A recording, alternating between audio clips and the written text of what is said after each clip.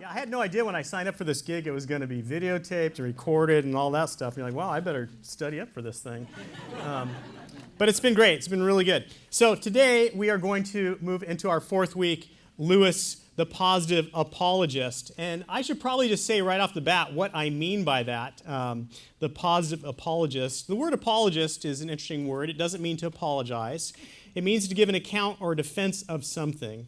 And it actually comes from 1 Peter 3:15 is, I think, where we kind of biblically ground this. I won't read the Greek for you there, but you can see that, well, we can, but we won't do that. But you can see that that little red word there, there's three movements. There's a red, a blue, and a green movement in 1 Peter 3:15. But set apart, hagiasate, set apart Christ as Lord of your hearts, always being ready to make a defense. And do you see that blue word there is apologion, okay? Apologos, a word towards or for, okay? It's the idea of defending something, all right? Ready to make a defense to everyone who asks you to give an account for the hope that is in you, yet with gentleness and respect. And that's the third movement. So look at this. You have this, it starts with worship. Setting apart Christ as Lord in your hearts. Some people want to be apologists. The first step, if you want to be an apologist, is worship. Get yourself in a local church and become a worshiper. And that's how you'll set Christ up in your hearts as Lord, right? It's an act of worship. And then the next step is then be ready. Be ready to give an answer, right? Be ready to say something. Rehearse what you know why, because people are going to see. When you start worshiping Christ and living for Christ, people should see something different in your life. And then the next thing is people might ask some questions. What's going on here? Be ready for that. And then the final step, I love this. As you do that, it's not enough to convey information. Be aware of your listener. Be aware, and there's a certain, these are posture words, right? These are words of posture, but they're also a certain recognition of recognize who you're talking to. And I really think this third one is the one that Lewis was the master of. Lewis had a way of respecting his audience, of speaking to them as if they are very intelligent people, because they were, and he took them very serious. And was just was very gentlemanly and civil. Man, if the church needs anything today, we need to be civil. If we can't be civil, we look just like our culture, which is tribalized. So that's where we get the word apologetics, right? It's from this 1 Peter 3:15, and it has these three movements. And so we're going to be talking about what it looks like to what we get from Lewis, actually, not what it looked like, what we get from Lewis in terms of this. But I also say Lewis as the positive apologist. Now let me explain what I mean by this. I don't mean that Lewis was upbeat, that he was friendly, that he was a glass half full kind of guy, okay? What I mean by this is I mean that Lewis gave arguments for, in the plus sense, okay? So positive in the sense of positive versus negative. So he gave arguments for God's existence. Now Lewis is not the first, of course, right? You had Aquinas' 5 arguments for God's existence. I think Peter Kreeft on his website has 20 arguments for God's existence. I recently came across an article that went through 36 different arguments for God's existence. If you believe in God, the good news is there's a lot of positive arguments for God's existence, okay? If you don't believe in God, you kind of have only one argument, and we're going to talk about that next week, all right? That's your one thing you really can work with, okay? So come back for that. But if you believe in God, there's all these arguments for God's existence, and they explore those in this class here often. So he was positive in the sense that he would give arguments for God's existence, and we're going to look at 3 of those today. But positive also in the sense of addition. In the sense of addition, Lewis added to the field of apologetics.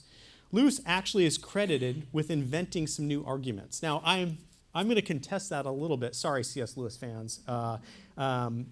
I think that what he really did is that he took things that were floating out there and he brought them together in that third sense of 1 Peter 3:15. He brought them together in such a compelling way that it felt like new arguments.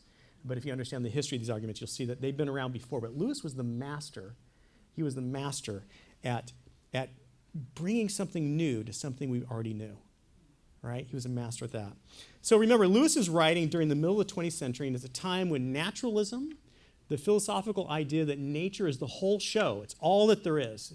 Naturalism is huge. Nowadays, at least in North America, people like to say that they're spiritual. That means they're open to nature having kind of non-material elements. Maybe nature also has a spiritual element or something like this, something nebulous like this. But Lewis is writing during a time where you have like cold, hard naturalism that means materialism, in the sense of materialism, like matter is all there is. And so we're going to see that Lewis's primary thrust of his apologetics really is aimed at this naturalism, at this materialism. And so today we're going to look at 3 arguments that Lewis gave in order to go after this kind of naturalism, while at the same time suggesting that there is a God. And what are those 3 arguments? Here's the 3 arguments we're going to look at. The first argument is the argument from morality. And we kind of began to stumble on this last week when we were talking about Lewis's ethics, but we're going to develop that today and pick that up from last week. The second argument is the argument from rationality, the fact that we actually have reason. And then the third argument is the argument from desire, which oftentimes Lewis is credited with as a new kind of argument. Peter Kreeft says that, and so we'll look at that as well.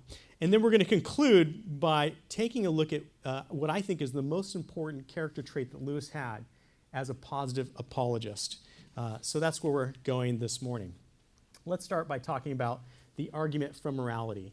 And with each one of these, I have a little book that is one of the primary resources where Lewis presents this. There's other resources as well. But the argument for morality is really developed in Mere Christianity. As we saw last week in The Abolition of Man, he gives an argument for morality, but it's not connected to theism per se. Okay? But in Mere Christianity, he takes what he said last week, what we talked about last week, and he shows how this kind of moral impulse that we have seems to point to God. So remember last week we saw that Lewis rejected the belief that emerged in the Enlightenment and became accelerated with Nietzsche, that ethics are merely a human product emerging from culture, reason, utilitarian purposes, instincts, etc. Rather, according to Lewis, morality, that things are actually right and wrong, is an a priori given that comes by virtue of our humanity. It's part of our operating equipment. It's part of humanity's fundamental way of being in the world, in the same way that the laws of logic are part of our fundamental operating equipment. I mean the fundamental laws of logic, like law of identity, excluded middle, non-contradiction. These are fundamental to even being able to give meaningful statements. So Lewis wants to say that right and wrong is something that comes with our humanity, but he makes another claim, even more surprising. He says that right and wrong is something that we see across cultures. It's a transcultural thing. People use oughtness language in every culture. Lewis writes, if anyone will take the trouble to compare the moral teaching of, say, the ancient Egyptians, the Babylonians, the Hindus, Chinese, Greeks, and Romans, what will strike him will be how very like they are to each other and to our own. So Lewis not only says that oughtness language is transcultural, he wants to say the kind of things that we're saying when we use oughtness language is very similar. We looked at this last week when we looked at the Abolition of Man. So Lewis, in the back of the Abolition of Man, talks about the Tao, okay? And this is this kind of moral body of knowledge that you see operating transculturally. Things like the law of general beneficence towards people. Things like the law of special beneficence towards family and friends. Duties towards those who came before you, like parents and elders and ancestors, and duty towards children and posterity, and the law of justice and veracity and magnanimity and so on, that there's this kind of universal inheritance of moral values that you find. So Lewis is not the kind of person that thinks that only Christians have truth. Lewis recognizes that other religions, other worldviews have truth in them. What Lewis wants to say is that Christianity is the summation, it's the clearest presentation of all truth. It's the fullness of that truth. Lewis writes, the human mind has no more power of inventing a new value than of planting a new sun in the sky or a new primary color in the spectrum. And yes, that is a British spelling. Some of you, this has been really hard for you, okay? Believe me, I've been back and forth between here and Europe, and like after a while, you see it all over, like, you know, but when you first start doing this stuff, you're like, they're misspelling stuff. They're using weird punctuation. And I've kind of struggled as I've thrown these quotes up here, like, am I going to give you the British? Am I going to give you the English? I go back and forth too. It's not consistent. I'm sorry. Okay. So as we saw in the Abolition of Man, Lewis argues that although children should be trained in an ethical assessment that helps the students with practical reasoning, and that's what used to be moral reasoning. Help them with practical reasoning. We don't see that happening anymore. We have a split between values, and values are seen as just things that are relative to each person, and then there's kind of the cold, hard facts, right? And so Lewis develops this idea that right and wrong, it doesn't develop it, he shows how right and wrong transcends culture. And he does this before becoming a Christian. We talked about that as well, remember that? Now, in Mere Christianity, Lewis pulls from this development that we saw last week, his ethics. And now he's going to pull from this, the Tao, this idea that there's this shared body of moral knowledge, that there's this oughtness that people can't help but speak, right? You ought not to do that. Hey, that's my chair. You ought not to take that. Hey, I was in line first. What are you doing? That doesn't just happen in North America. That happens around the world all the time, okay? This oughtness that we speak, and he's going to show that he's going to make a connection and say that this kind of weird feeling we have that there's a right and a wrong is really, it makes sense if there's a God, okay? Now, notice how I said that. I didn't say that you have to be an idiot to not believe in God. Clearly, there are some outs if you don't want to believe in God, okay?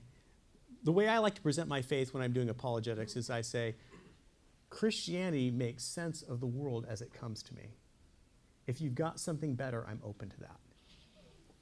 There needs to be a certain epistemic humility is what we call it. There needs to be a certain humility about how we are as knowers, especially in our fragilized secular culture, where the person on your living to your left and to your right is someone that has a very different view of the world. And we all know that. Everybody's looking over their shoulders today. Everybody. If you're an atheist, you're looking over your shoulder because you know, well, that guy's believing over there. If you're an agnostic, you're looking over your shoulder. Everyone's looking over their shoulder. So recognizing with humility that Christianity isn't just a slam dunk and insulting people, right? 1 Peter 3:15, with respect, right? With genuine kindness and respect. But Lewis states that we can't help but constantly appeal to standards of behavior, and even a professed relativist, if someone steals their seat, will feel indignation at the violation of moral code, you know?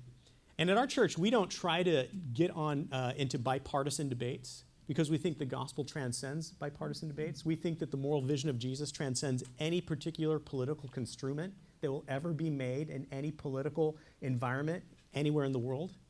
But I will say this. If you watch Fox News or you watch CNN News, what you will hear is you will hear moral indignation. It doesn't matter which side you're on. And Lewis would say exactly. And that, my friends, is an argument for the existence of God, whichever political side you're on. Lewis says this can't be reduced to moral instincts. We went through this because moral instincts compete with each other. We inevitably appeal to some higher standard to say which instinct we're going to go with. And Lewis writes, human beings all over the earth have this curious idea that they ought to behave in a certain way and cannot really get rid of it. In this particular case, there's something above and beyond the ordinary facts of men's behavior, and yet quite definitely real, a real law, which none of us made, but which we find pressing on us. Now think about this for a second. What kind of thing does a value exist in? Does a value exist in a rock? Does a value exist in time? Values exist in minds. Minds and values go together. So the fact that we have these kind of constant value judgments, and we don't appeal to them in ways that are just like, well, I'm just making this up. This is just might makes right. We're appealing to other people in a way that shows that we believe that there's a standard that sits above and beyond both of us. That's my seat. Well, tough luck. I'm bigger than you. No, that's not what I'm saying. I'm saying there's some standard of right and wrong that we both should be adhering to. Now, when you make that claim, the question is, well, where does that standard come from? Because a standard of right and wrong is something that would exist in a mind. So this is where Lewis is going to go with this. Lewis says it's more than just descriptive. When men say, I ought, they certainly think they are saying something and something true about the nature of the proposed action and not merely about their own feelings. But if naturalism is true, I ought is the same sort of statement as I itch or I'm going to be sick. What's the difference between those statements? I ought, that's a statement of oughtness. I itch is a statement of isness. And this is the great problem. How do you go from isness to oughtness without some kind of standard that transcends both parties, right? That's the problem that Lewis is showing.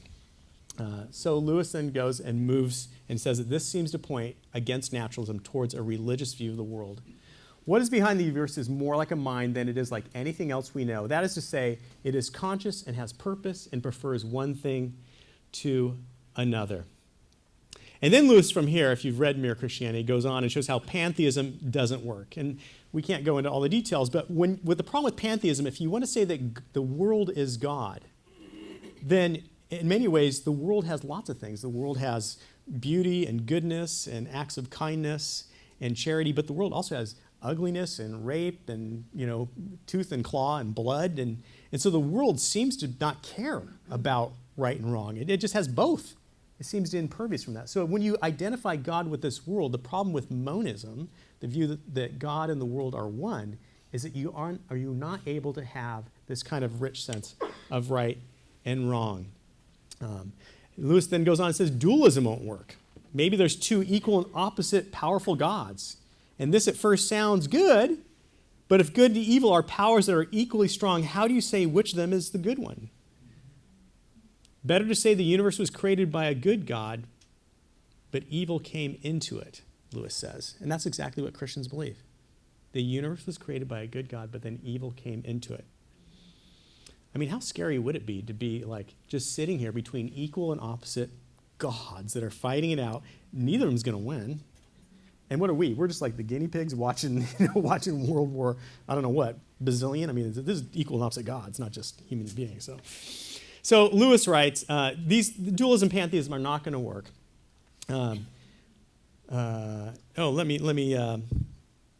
Let's see here. The trouble is that one part of you is on his side and really agrees with his disapproval of human greed and trickery and exploitation. You may want him to make an exception in your case to let you off this one time, but you know at bottom that unless the power behind the world really and unalterably detests the sort of behavior, then he cannot be good. So Lewis says it's not only a problem out there. See, the battle is in here. Everybody that we know who uses oughtness language doesn't live up to their own oughtness language. Implicit in there is the recognition that there's a need for a Savior. Tim Keller, one of my favorite preachers, says it this way. He says, imagine somebody followed you around. Tim Keller's been so immersed by C.S. Lewis. When you hear him preach, you can hear him using Lewis's logic. How many of you have seen that before? I'm like, oh, that's Lewis. Oh, that's Lewis. Oh, that's Lewis. And by the way, incredibly effective in reaching urban Manhattanites in one of the most post-Christian places in the world. So Lewis still has traction if we can continue to enter into the way he does this. But Tim Keller says, imagine somebody follows you around with a little video recorder. They can see all your thoughts, everything you're doing, and that's going to be projected. Now, there will certainly be things where like, oh, right? We don't live up to our own standards. Things we ask other people to do. Everyone knows that. So this is the terrible fix we're in. Lewis writes, this is the terrible fix we are in. If the universe is not governed by an absolute goodness, then all our efforts are in the long run hopeless. But if it is, then we are making ourselves enemies to that goodness every day. So our case is hopeless again. We cannot do without it, and we cannot do with it. God is the only comfort. He is also the supreme terror, the thing we most need and the thing we most want to hide from. So this is how he sets up. It goes against naturalism, sets up belief in God, using right and wrong. Let's look at another argument that Lewis uses, the argument from rationality. As I just stated, Lewis lived during a time when naturalism was on the rise, and that is the belief that everything can be accounted for as part of the natural world, and we don't need any other explanations. And Lewis points out that naturalism is a very vulnerable viewpoint. It's a very vulnerable viewpoint because all you need to do is show the existence of one thing that does not exist by virtue of nature to refute naturalism. Just one thing. You already pointed to one, this weird sense we have that there's some kind of law that exists outside that we all adhere to.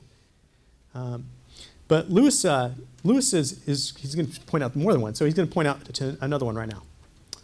But he says this, any one thing makes good a claim to be on its own, to be something more than an expression of the character of nature as a whole, then we have abandoned naturalism. For by naturalism we mean the doctrine that only nature, the whole interlocking system, exists.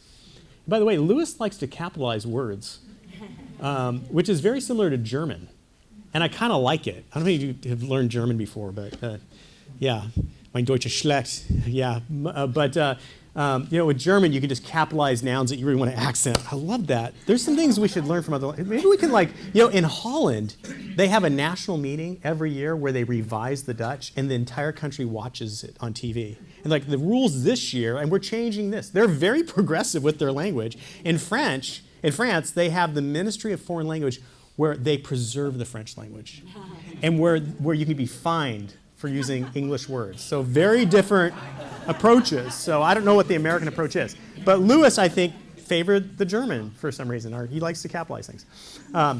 So just as Lewis argued our practical reason, that is moral reasoning, our moral sense, is unable to be explained via natural causes, instinct or utility, etc. In a similar move, Lewis argues that our theoretical reason could not be the result of the accidental unfolding of events within a closed system of nature, but rather must be derived from a source outside the world of state-to-state causation. Now, in order to understand this, we just need to think a little bit about Darwin. Darwin held that thinking was not itself a matter of normativity, but the result of impersonal forces. Darwin wrote, "Shake 10,000 grains of sand together and one will be uppermost. So in thoughts, one will rise according to law." Now, Darwin was uncomfortable with his own view. Darwin never felt good about it. Darwin felt it worried him. He realized that he might be in some way undermining the trustworthiness of reason itself. And if you undermine the trustworthiness of reason itself, you better stop talking. Right? And so Darwin recognized this. After all, Darwin realized that evolutionary advantage has no necessary relationship to rational thought. Evolutionary advantage has no necessary relationship to rational thought. And in fact, we can imagine some scenarios where it might be more advantageous to do something that is not rational at all. In fact, we see that happening all the time in the animal kingdom. This illustration shows us why Lewis's claim, if nature is all there is, that we live in a closed system of state-to-state causation, if that's all we have, then philosophical and scientific statements verge on being meaningless, including the statement that naturalism is true. And he develops this in his book, Miracles. In a chapter that's called The Cardinal Difficulty of Naturalism, Lewis unfolds this conclusion. Lewis explains, we can understand how feelings of pleasure and pain may be the natural byproducts of evolution, but reason is a very different kind of thing. Reason is a feeling of certainty that moves beyond cause and effect, moves beyond isness to ground and consequent oughtness. Okay? So we can't confuse thinking with pain and pleasure. These are very different kinds of things. Lewis writes, all possible knowledge depends on the validity of reasoning. If the feeling of certainty which we express by words like must be and therefore and since, that's what you do if you're doing, God help you if you are, but if you're doing symbolic logic, right? And I took a class on this, and praise Jesus, I did not go into that. But I almost did a PhD in analytic philosophy, and Jesus rescued me. But if you go in for this stuff, you know what I'm talking about. If you go in for this stuff, you have all these equations. But then you say, you maybe deductively, well, this then therefore must be this, or therefore we conclude, or since. See, listen to that language. So Lewis says, if the feeling of certainty which we express by words like must be and therefore and since is a real perception of how things outside our minds really must be, well and good. But if the certainty is merely a feeling in our own minds and not a genuine insight into realities beyond them, if it merely represents the way our minds happen to work, then we can have no knowledge. Because that kind of language of logic has to have correspondence in the outside world. Now, we can understand why deductive logic, okay, which doesn't correspond. It's a priori. It doesn't correspond to the external world. We can understand why deductive logic is problematic in terms of it being a feature of evolution, because it's not connected at all. So if you say, what is deductive logic? Oh gosh, let's see here. All triangles have three sides. This thing has this object has three sides as a triangle. Something like this, right? Where you're deducting from the definition down to some conclusion. Versus inductive, where you're pointing things out and then you're coming to conclusions about it. So deductive this has always been a problem, but Lewis here is pointing to the inductive problem. The inductive problem is that we have certain kinds of assumptions taking place in our minds about what's happening, and it seems to point to, again, something outside of naturalism. Our reasoning beliefs are related to each other so that one belief makes evident or provides reason for accepting another belief, as Lewis says. Reasoning here is based not on state-to-state triggers within the brain, but abstract principles that lie outside the system of nature. When we engage in such reasoning, our conclusions are not mere physical experiences and observations, but more like entering into a supernatural realm of eternal oughts, a real outside temporal sensation and cause and effect, a real ground and consequent. In other words, and this is a huge subject.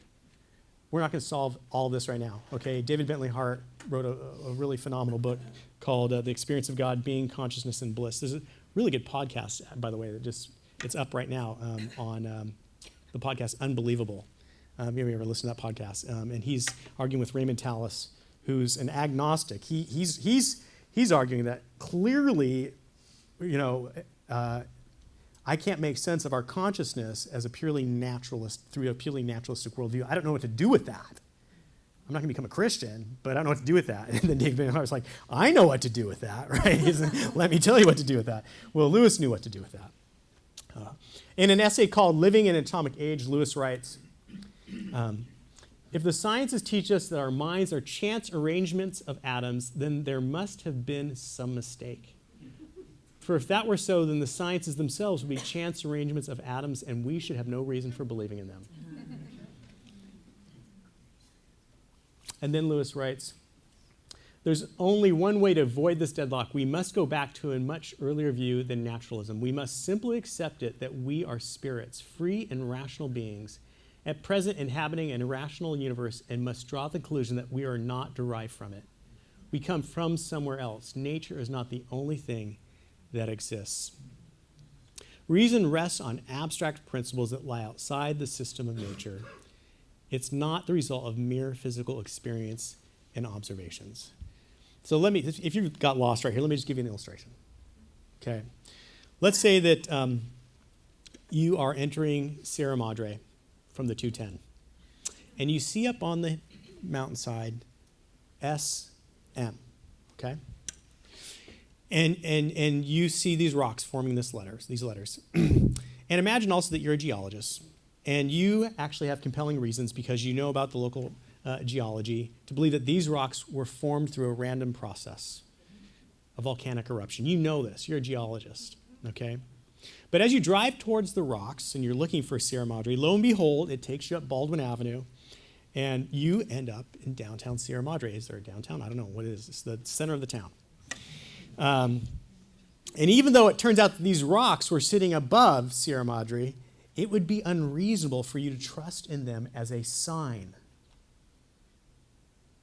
They're just simply the result of accidental processes, state-to-state accidental processes. They're not a sign. They're not communicating. Knowing they are the result of a random process means it's wrong to think of them as a sign in the first place.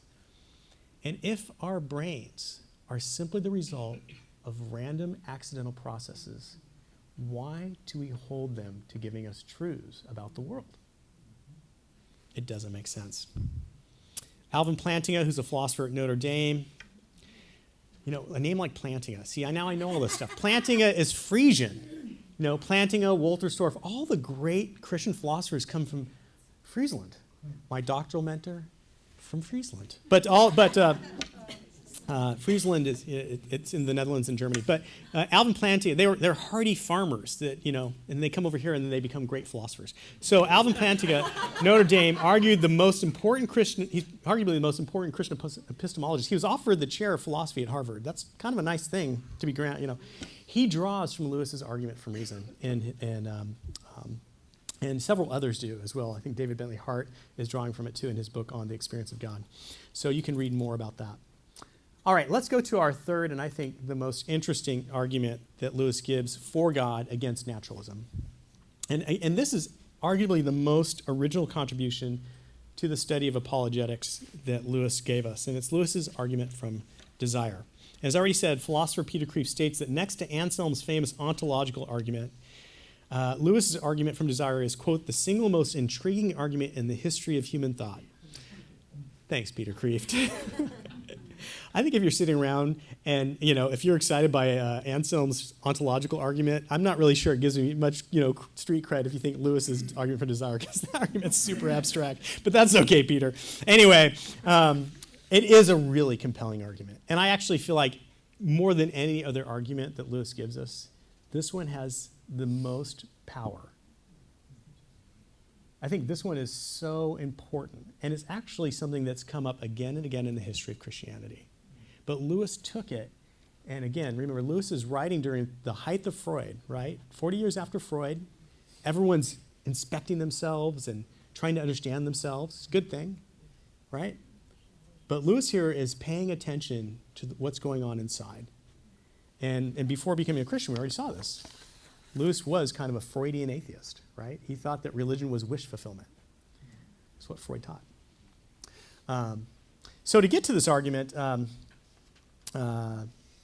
we really should kind of, like we just started, to get back into Lewis's autobiography. And I have 4 books up here, See that? 4 books. It was hard to pick.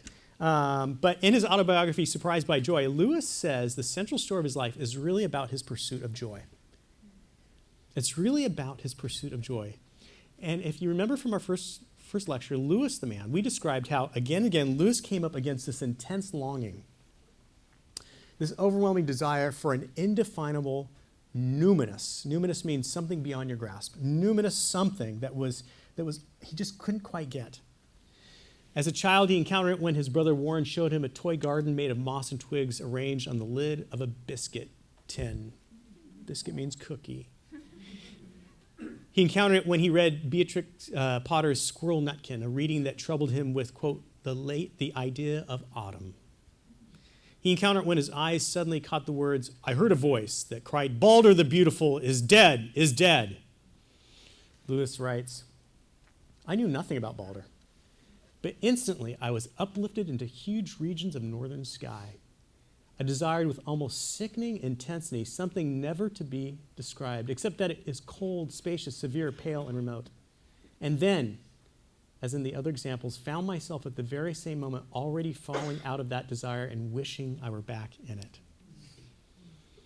In his narrative poem, Dimer, right? This was his big, long poem. You can read it, and this is a really beautiful book that just came out, I think 2007, The Poetry of C.S. Lewis. It's the complete poems of C.S. Lewis. But this giant narrative poem, Lewis, this is before he's a Christian, writes, can it be possible that joy flows through and, when the course is run, it leaves no change, no mark on us to tell its passing?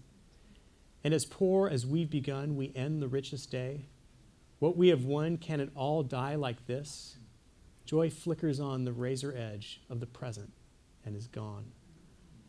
So he was wrestling with this deep, deep sense, and he called it joy. In Pilgrim's Regress, remember that's the first book he wrote once he became a believer. In Pilgrim's Regress, joy is symbolized by the island, okay, by the island.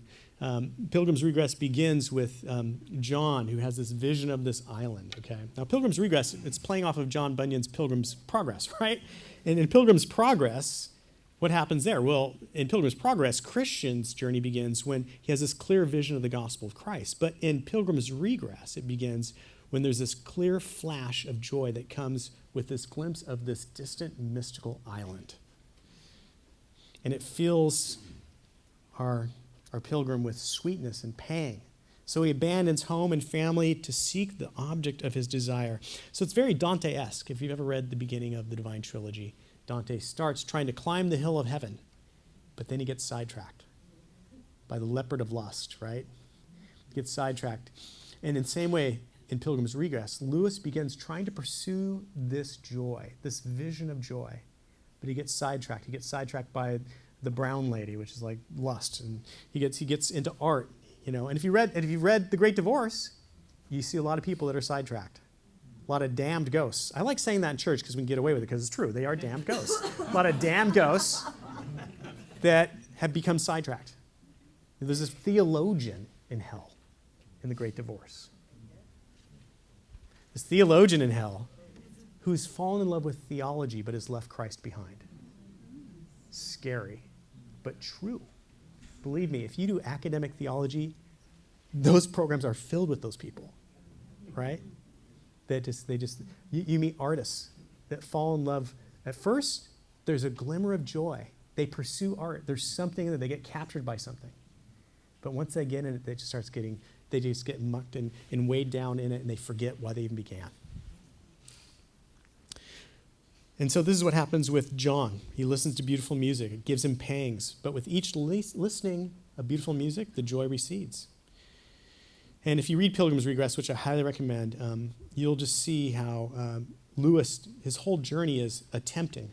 It's an allegory. His whole journey is attempting to get to this joy, and he just gets sidetracked by lots of things. Describing joy, Lewis states, "It is an unsatisfied desire which is itself more desirable than any other satisfaction. I call it joy, which is here a technical term and must be sharply distinguished both from happiness and from pleasure. Joy, in my sense, has indeed one characteristic and one only in common with them, the fact that anyone who has experienced it will want it again. It might almost equally well be called a particular kind of unhappiness or grief, but then it is a kind we want." So joy is this feeling that points beyond itself. If you try to capture it, to control it, to enjoy it as an end in itself, it vanishes. It oftentimes sneaks up on people when you're least expecting it. Kind of like Lewis's conversion, right? He was taking a ride to the zoo, and he finally found joy when he least expected it. It sneaks up on you when least expect it, and then if you try to capture it, it eludes you. Lewis sometimes called this feeling Sehnsucht, the German Sehnsucht, yearning or wistful longing. From at least the age of 6, romantic longing, Sehnsucht, had played an unusually central part in my existence. Such longing is in itself the very reverse of wishful thinking. It is more like thoughtful wishing. Is your head exploding yet? Lewis writes, "I'm quite ready to describe Sehnsucht as spilled religion, provided it is not forgotten that the spilled drops may be full of blessing to the unconverted man who licks them up, and therefore begins to search for the cup whence they were spilled. For the drops will be taken by some whose stomachs are not yet sound enough for the full draught." Well, there's the British spelling. Draft, a draft. That's like a pint of beer, right? A draft. So, yeah. And this is where I'm in deep agreement with Lewis. Lewis makes the claim that everybody you meet has a witness from God. Everybody you meet has had some kind of experience with joy. Maybe they just when they least expect it. Something that's opened their mind out, that there's something bigger, some fullness. In Charles Taylor's giant magnum opus, A Secular Age, he has a whole chapter on the fullness that people are searching for in our secular age. That fullness is Lewis's joy. The belonging in the universe. There's something that, and so I'm Reformed, so I believe that people are as conflicted as Lewis said. When you talk about God, it's both the most exciting idea and the most terrifying idea. Remember Lewis's first conversion?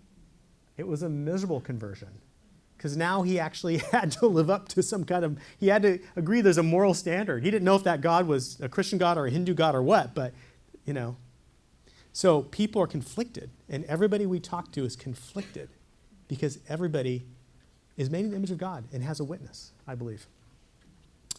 All right. So, what is Lewis doing here? Lewis is developing Augustine's fundamental insight in the Confessions that our hearts are restless until they rest in thee.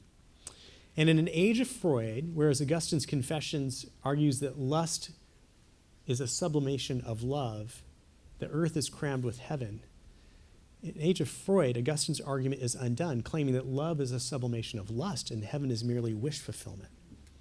So in a signature move, I think Lewis saw this, in a signature move, Lewis inverts the modern view being established by Freud in his day, arguing that human desire for heaven is not a projection from below, but an incarnation from above.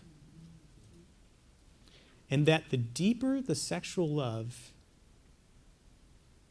and that sexual love is wistful longing. What do I have here? And that deeper than sexual love is the wistful longing or joy. Sehnsucht. That is the deeper thing. That is the deeper desire. That below, and people that give themselves over to sex, at some point just come to a place where it's like it's empty. There's something deeper I was looking for. Or food. Or you name whatever good thing it is, I know the Cinegloos just went to French Laundry. I hope I'm not outing them. But, I saw that. I went to touch Georgina today. Like, can I have some of the glory? Like, French Laundry, serious. If you're a foodie, I'm not. But if you are, you never know what might happen if you go to French Laundry. But, there's no desires in this world that ultimately are going to be it for us. This is what Lewis is doing. Lewis is flipping Freud on his head. It's a very Lewis-esque thing to do. Lewis writes, joy is not a substitute for sex, but sex is often a substitute for joy. All right, so what is the argument from desire? Here is the argument. Let me give you the argument, and then we'll bring the horses into the stable. Lewis's feeling of joy is the basis of his argument for desire, and the argument goes like this. Every natural or innate desire in us have corresponding real objects that can satisfy these desires. Let me say that again. Every natural or innate desire in us have corresponding real objects that can satisfy these desires. We experience thirst. And lo and behold, there's something called water. We experience a natural innate desire for food, and there's something called food. For sex, and there's something called sex. Beauty, and there's such a thing as beauty in the world. Now, of course, having this desire doesn't guarantee we're going to actually get the thing we're desiring. You could be, alone on an ugly, deserted island, and without any food or water. Tough luck, okay? But it does suggest that there seems to be this correspondence between our natural desires and the things we find in the world. Lewis writes, the Christian says creatures are not born with desires unless satisfaction for those desires exists. A baby feels hunger. Well, there's such a thing as food. A duckling wants to swim. Well, there's such a thing as water. Men feel sexual desire. Well, there's such a thing as sex. Now, here's the second part of the argument. Lewis then goes on and says, there exists in us a desire which nothing in time, nothing on earth, no creature can satisfy. Okay, so every natural innate desire in us has a corresponding real object that can satisfy these desires. And the second point is, but there exists in us a desire which nothing in time, nothing on earth, no creature can satisfy. This was joy, right? This was the thing that kept drawing him in. He knew he couldn't contain it or capture it. It was beyond. Lewis writes, if I find in myself a desire which no experience in this world can satisfy, the most probable explanation is that I was made for another world. Made for another world. At the conclusion of his reflections on the Psalms, Lewis notes how we have a desire to be reconciled with time. He writes, we find that always aching wound, which mere succession and mutability inflict on us. For we are so little reconciled to time that we are even astonished at it. How he's grown, we exclaim. How time flies, as though the universal form of our experience were again and again a novelty. It is as strange as if a fish were repeatedly surprised at the wetness of water. And that would be strange indeed, unless, of course, the fish were destined to become one day a land animal. I like how Lewis uses evolution to argue against naturalism. So, yeah, it's really good. It's very clever. So here we are, right? Here we are. I mean, and now this is like one of these pieces, right? That we're creatures that are uncomfortable with temporality. We find ourselves in a position where, and this was Augustine's argument in Confessions chapter 11, that time has fallen.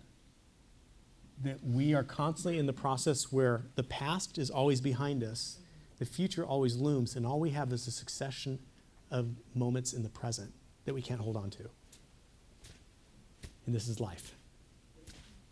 And as soon as you try to grab it, it's gone. It's in the past. And the future is coming. But you can't have the future and you can't have the past. You just have this, grasping. And Augustine says, in heaven, the fallenness of time, which places us in this constant state of disequilibrium, being surprised continuously. I mean, how many of you look in the mirror and you're surprised? Like, who is that guy? Right? That we were meant to be reconciled with time. Or as Ecclesiastes says, that God has placed eternity in our hearts. We were made for a different way of being, and we intuit it. When you go to a funeral, there's something that's like, this story should not end. Right? When you have moments of joy and belonging in the universe, you think, I want more. When you're in worship and you have those rare moments where you sense the presence of God, you know this is what you want more than anything else. The psalm says, one thing have I desired of the Lord, that will I seek after, that I might dwell in the house of the Lord. That's joy.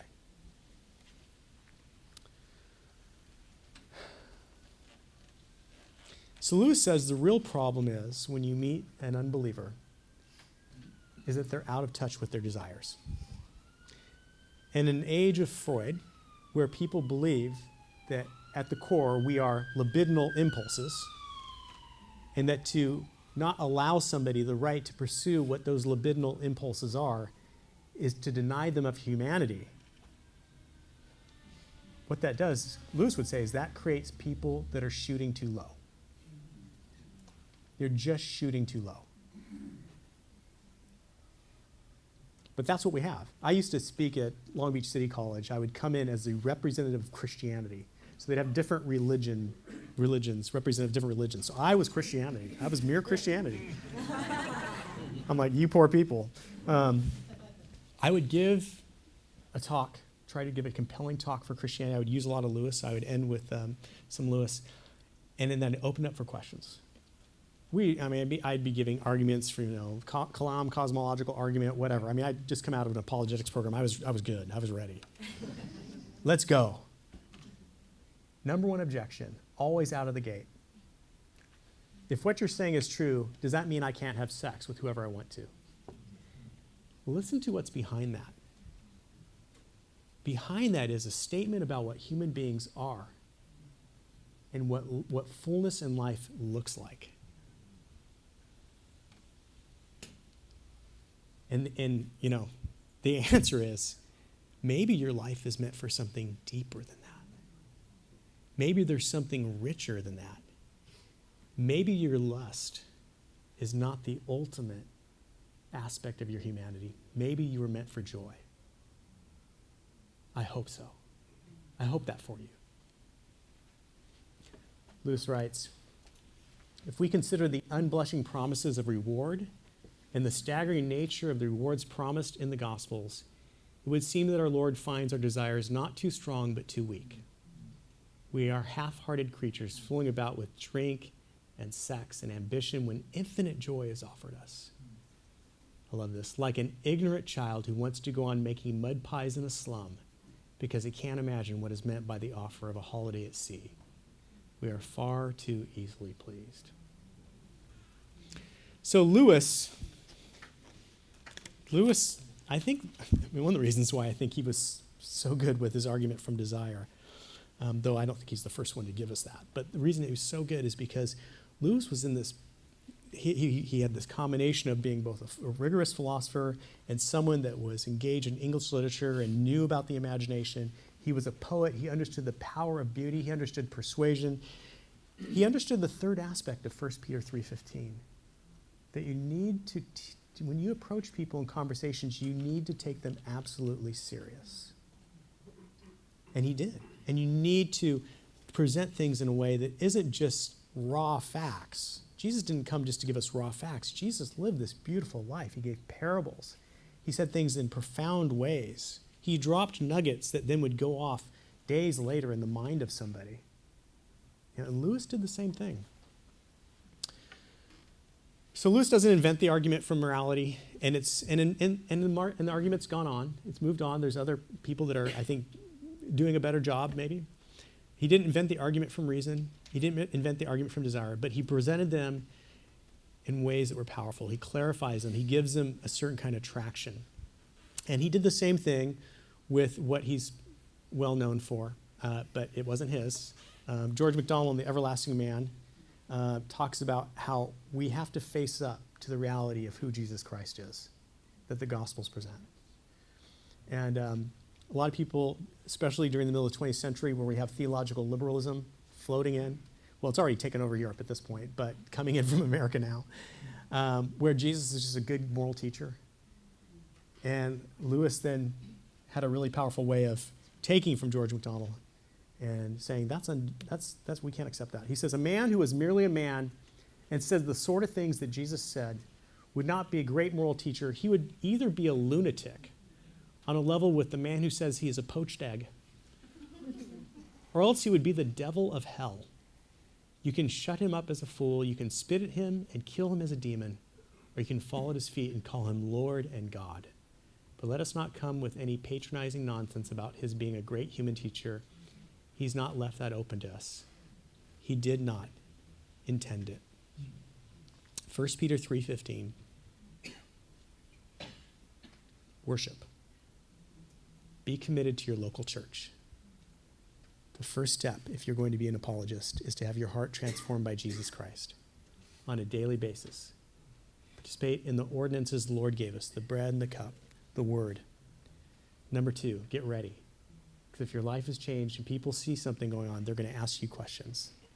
And then number 3, pray that you will have the kind of brilliant, thoughtful kindness to listen carefully and respond in an intelligent way, filled with beauty and grace, as we see in C.S. Lewis.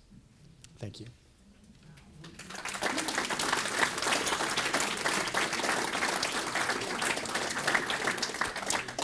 At this time, we're going to have a little bit of Q&A, and it's not going to last long because we do have a congregational meeting in about 15 minutes. So, okay, first question is from the online audience.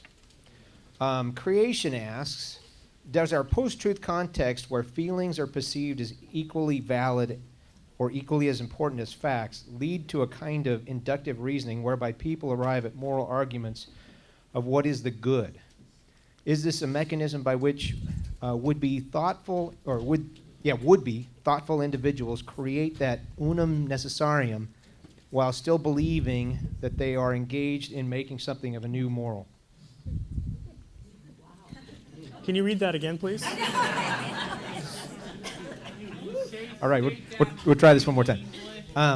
Does our post-truth context, where feelings are perceived as equally valid or equally as important as facts, lead to a kind of inductive reasoning whereby people arrive at moral arguments of what is the good, quote unquote? That's true. I think that's true.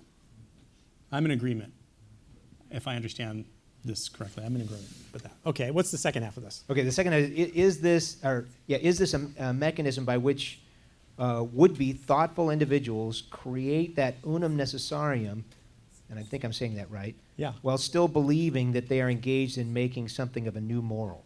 Oh, I love it. I love the question. I mean, it's really a statement, and I agree with the statement.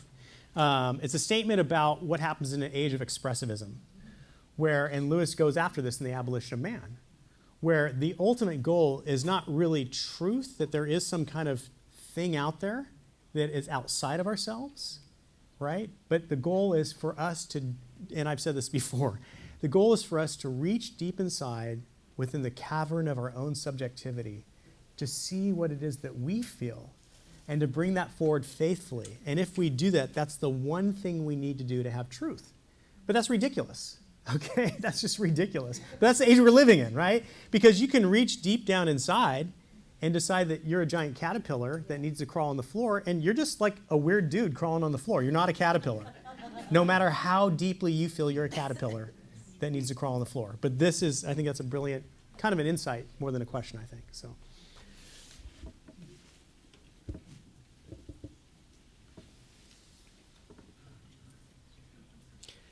Why don't we go right here, and I'll just restate your question, then we'll get this one. Yes?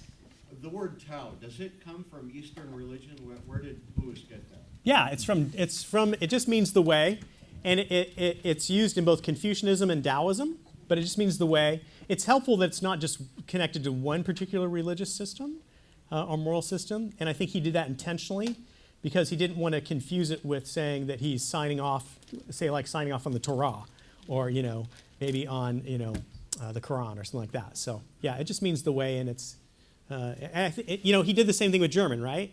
So he's using English languages, right? And he wants to say that there's a law that we're all holding to, but then he'll pull in from another language to show that what he's talking about is universal.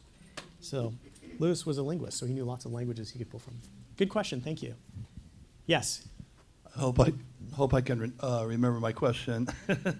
I was watching what used to be called the Military Channel on cable TV. It's now called the American Heroes Channel. And they had a documentary series listed there under DPR, and it was entitled The Evolution of Evil.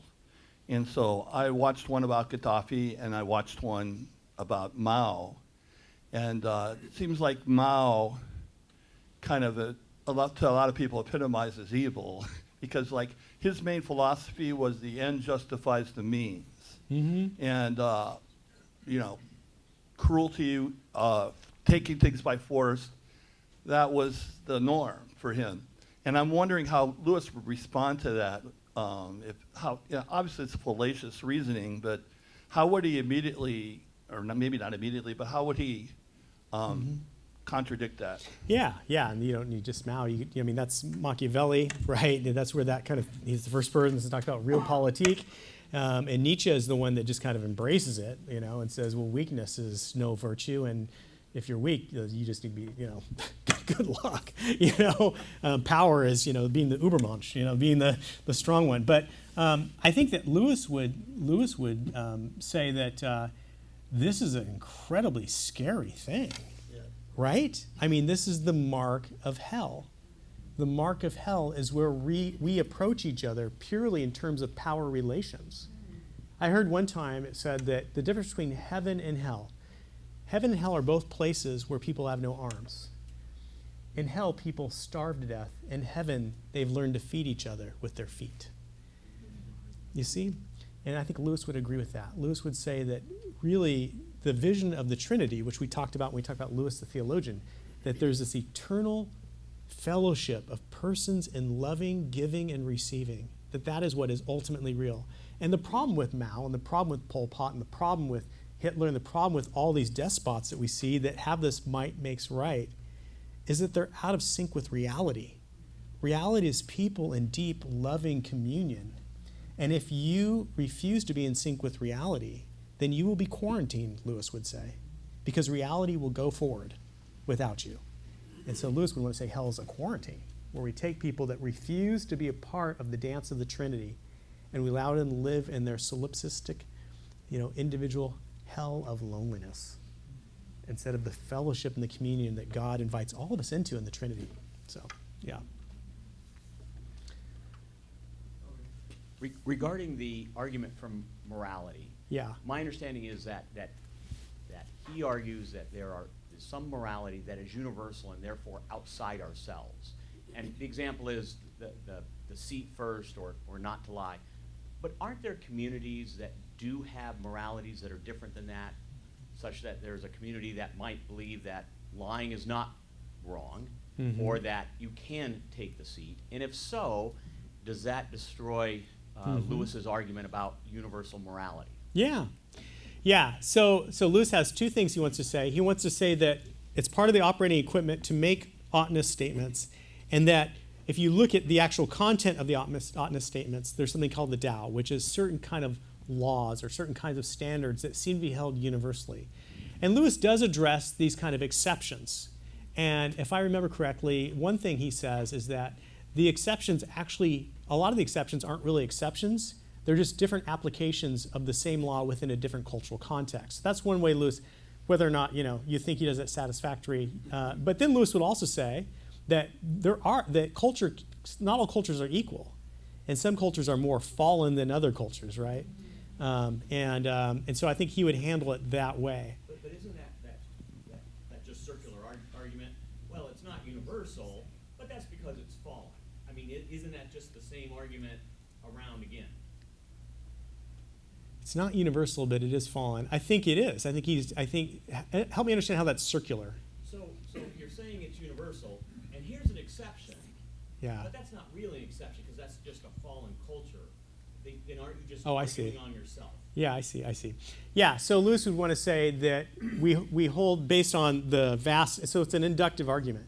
So if you see most, I don't know what, if you see most sheep are white and then you find one black one, then I think you can still hold to this idea that sheep are kind of white creatures, but occasionally there's something in the gene pool. I think it's what Lewis would say. Again, I'm not here to defend Lewis. He comes from a natural law tradition. I come from a common grace tradition. So I actually have an entirely different way in which I would articulate this. But I do believe that Lewis is right that in terms of his fundamental impulses that human beings have an oughtness and human beings have certain shared moral content. I'm just less optimistic about our epistemic equipment for getting to that because of the fall. It's part of me being a Calvinist, which is like a bad word these days, but I'm deeply appreciative of what Lewis does. So yeah. So yes. On the question from that listener, facts and feelings, do I understand that we ought to trust our feelings? Well, I can't answer for the listener, but if you're asking me, I think that there are times to trust your feelings. I think that the feelings are very important. I don't think to say that there's a difference between expression and expressionism. So there is a place for expression. If you're doing art, please express, in your art. If you're sharing what you feel, if you're sitting down with a therapist, you need to express what's going on. So there's nothing wrong with your feelings. There's nothing wrong with expressing that. We're not against feelings here. The Psalms are filled with feelings, all kinds of feelings. The problem is when the only way of knowing becomes your own self-assessment of what's taking place within your emotional life, then I think that's a reduction, and rather than something that's more full about the way we know. I don't know if that's helpful. Yes. That's why I personally think that today's self-talk is terrible, because when I talk about myself, I talk about myself to my pastor. I don't talk about myself to the universe. But a lot of people feel the self is the most important thing. No, it's not. God is the most important thing. And I believe in the Holy Spirit's leading, because the Holy Spirit led me here. Today is rainy Super Bowl Sunday, traffic-filled Super Bowl Sunday, and that's why I'm here. Yeah. I did not go to church today on top of a great big steep hill with revelers off to their game parties. Well, I hope to be a reveler at one point during the day, but I will say, it is a work of the Holy Spirit that we're here on Super Bowl Sunday. Like, hallelujah to that. So, yeah, definitely. Thank you for that.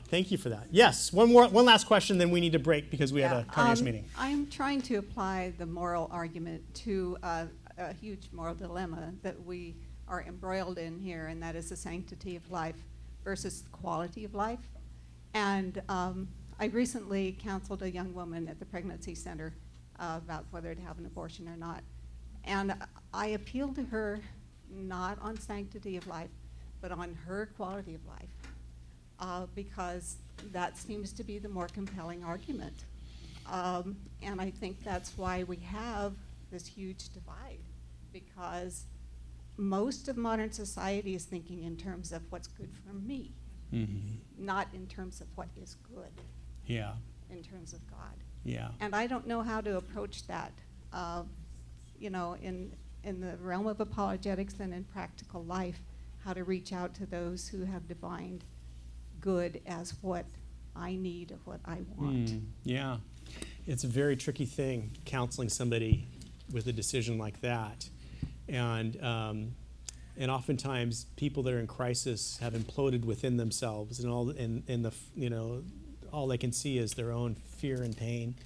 And so we need to pray for you. It's a really difficult thing. I don't know if I have a word for you about that, but it is, and sometimes it's just kind of too late if somebody hasn't had the capacity to develop moral reasoning. There are consequences when they actually face, and Lewis talks about this in The Abolition of Man, that here you have these children that are reading this book, and it's inserting this idea that there is no such thing as objective morality. There's just feelings.